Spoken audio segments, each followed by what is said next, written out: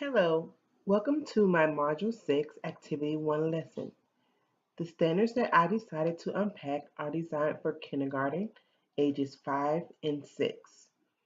I decided to go with the Common Core English Language Arts ELA standard.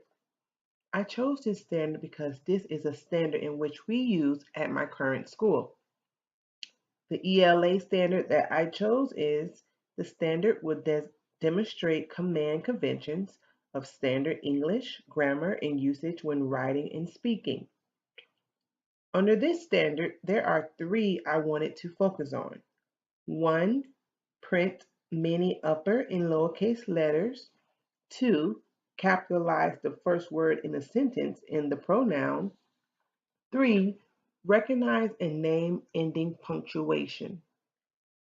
My objectives are students will use capital letters to form a 5-star sentence. Students will identify sentences with incorrect punctuation and correct them. Using a rubric, student will self-correct their peers' sentences. Going back to that writing rubric, this is the rubric the students will use to self-correct. As you can see, to have a 5-star sentence, it has to start with a capital letter.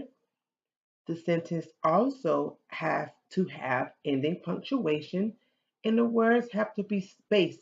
They have to be spaced between the letters. The sentences have to be neat, and the sentence have to make sense. The big idea: handwriting in the earliest grades is linked to basic reading and spelling achievement. Attention to the linkages among handwriting, reading, and spelling skills can help to reinforce early achievement across these areas. The activities that I will be focusing on are the three activities. The student will correct the teacher's sentences. I will place a sentence on the board and the students will have to correct it.